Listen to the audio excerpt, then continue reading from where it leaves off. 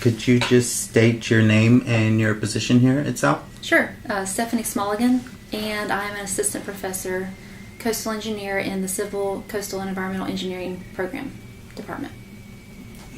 So is your discipline, is that what your degree is in? All of my degrees, bachelor's, master's, and Ph.D. are all in civil engineering, but my emphasis is in coastal. Where did you get those degrees? The master's and bachelor's were both from Georgia Tech, and the Ph.D. was from Virginia Tech. And I just earned my Ph.D. in 2016 from Virginia Tech. What classes do you teach here? This semester I'm teaching fluid mechanics. Okay. 2 sections of fluid mechanics. It's a pretty big class. Both civil and mechanical engineers take that. And then in the spring I'll take Water Resources 1, which is just civil engineering. I'll also teach a dual-listed coastal engineering course, and that varies depending on the semester. So this spring semester, it'll be hydrodynamic modeling. And then the last class that I'll teach is a hydraulics lab, and that's also for civil engineers. Okay. What's your favorite class to teach? At a very undergrad level, I would definitely say fluid mechanics. Okay. And why I say very undergrad levels, because the graduate students are obviously more in coastal engineering, that's my passion. That's what I built my career on. So I like teaching those classes a lot. They're arguably my favorite, but I can't really compare the two. And considering, here at South, our focus is really on undergraduate education, then for undergraduate classes, fluid mechanics. Okay. So you're civil. Yes. Why did you end up choosing civil engineering? I started out as chemical engineering, actually, and then my view of what a chemical engineer would do as an undergrad was something I didn't think that I was going to be interested in. I saw myself in a lab coat and very stereotypical lab work. I know that now that's not how chemical engineers actually operate, but that led me to change my degree to civil engineering. And even as a civil engineer, I wasn't very interested in transportation or geotech. I liked structures and I liked fluids, but then a professor at Georgia Tech had a project and asked if I wanted to participate in this project, and it was surveying a beach. So I got to be out on the beach for a couple of weeks doing this survey, fell in love, and here I am. Nice. 2 degrees later. Yeah. So how long have you been here at South? I started January 2016. And if you do the math there, I actually started here a few months before I finished my Ph.D. When the call came out for that South had a position open, I was only in my 3rd year of Ph.D. So I applied for the position, but I knew that I couldn't start until that spring semester.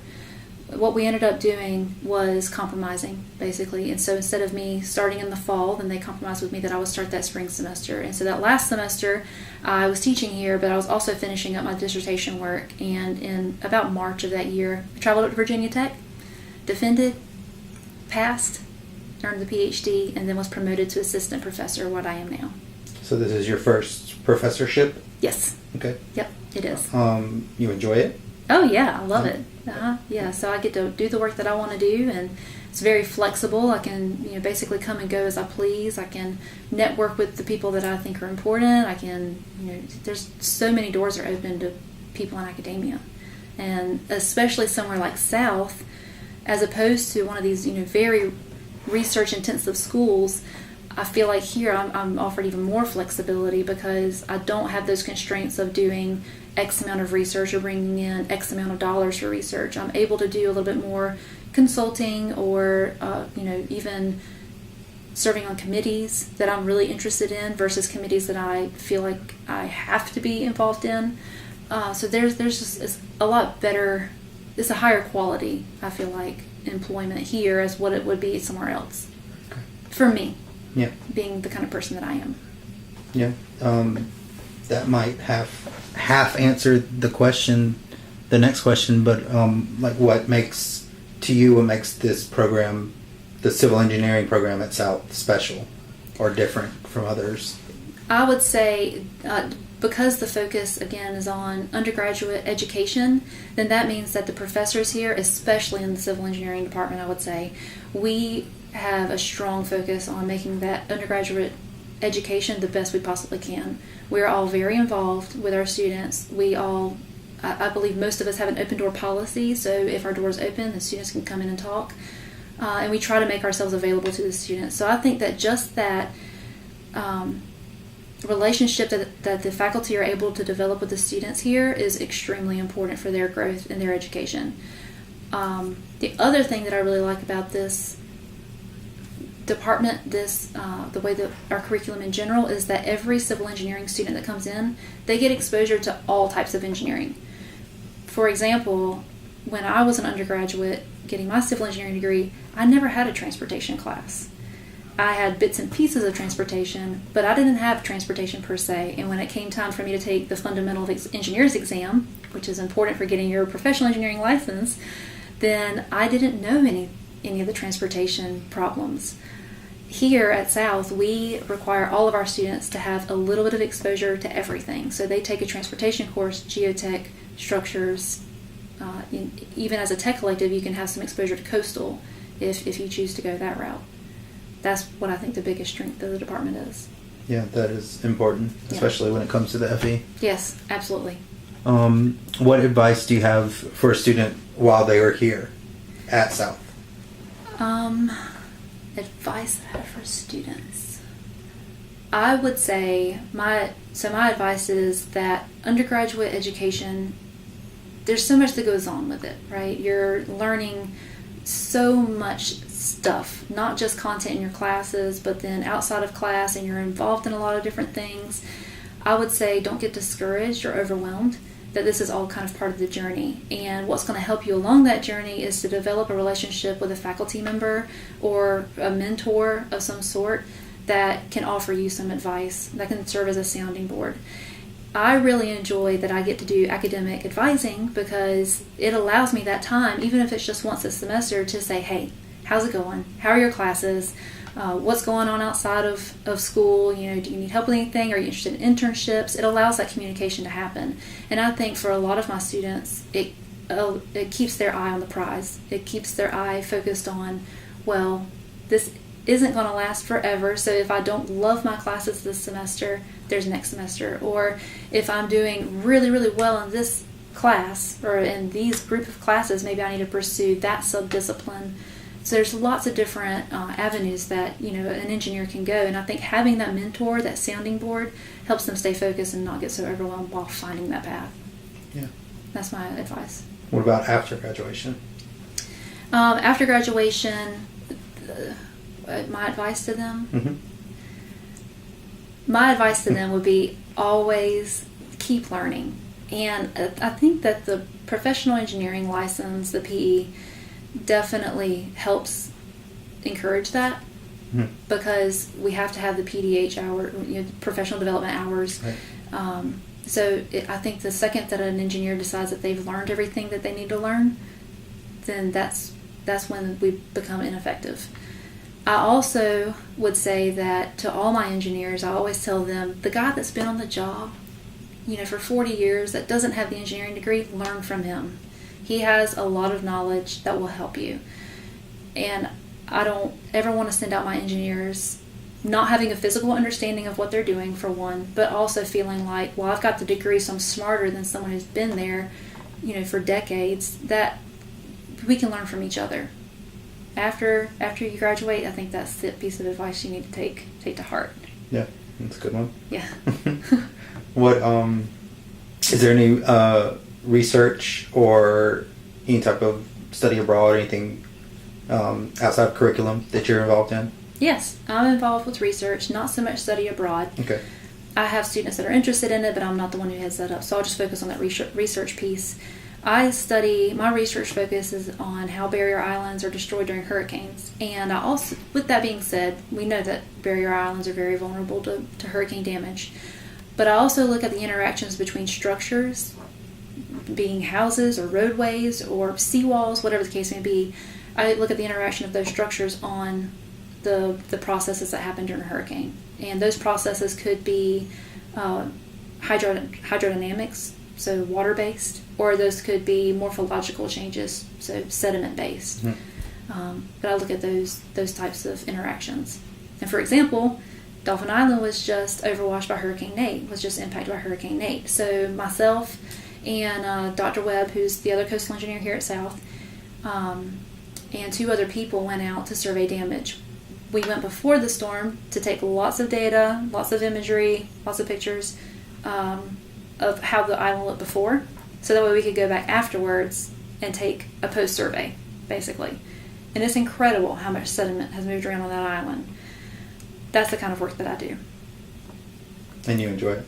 Oh, I love it. Yeah. Yeah, absolutely.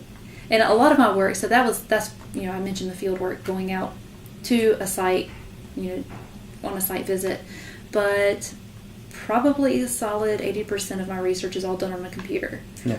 And I use computer models to simulate hurricanes, to simulate erosion on barrier islands during those hurricanes, and figure out if there's ways that we can try to fortify our islands so that way they're stronger against the next hurricane.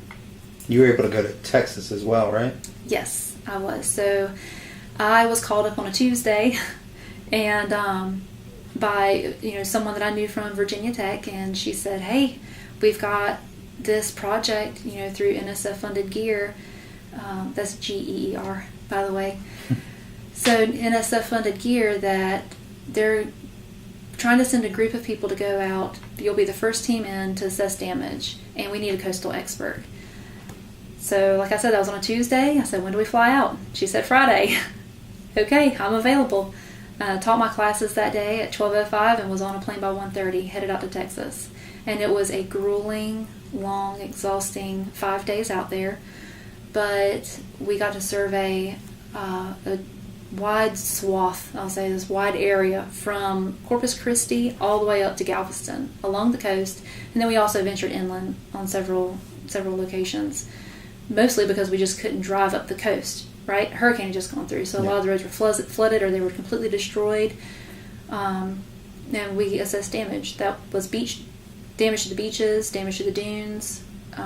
We saw quite a lot of wind damage, but that wasn't necessarily our focus. Just like we saw a lot of flooding, but that wasn't necessarily our focus. We really wanted to look at what happened in the sediment. And the most interesting thing that we found was on riverine structures, honestly. The bank failure of these rivers, sheet pile walls that had fallen, that had just collapsed during the hurricane due to the waters. So that was pretty interesting. And that all falls under coastal engineering? It all falls under coastal engineering. So although I look at barrier islands and how they're destroyed during hurricanes, those bridges that are near the coast will also go up and check those out, perhaps. So the group that I was with, we were interested in scour around bridge piers, and although that's not usually considered a strong coastal focus, because those bridges were so close to the coast, and we wanted to check the processes that we wanted to analyze the processes that were probably occurring at that location, which could be riverine or they could be coastal, depending on what the location looked like. Yeah. What we saw was bridges that were inland enough that it was all riverine processes that were causing the scour.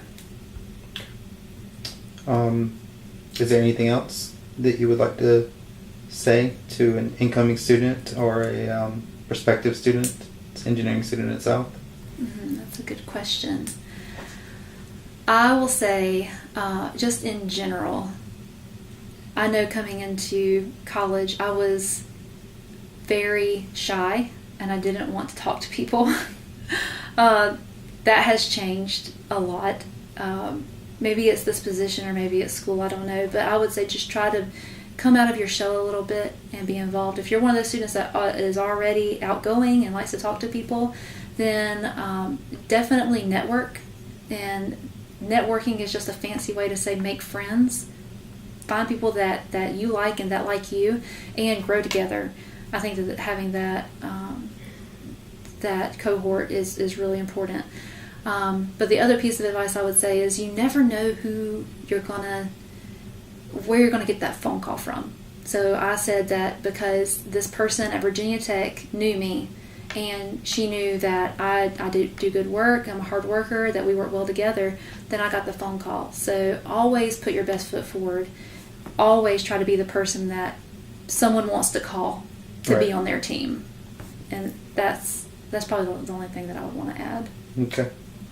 All right. Well, thank you very much for your time.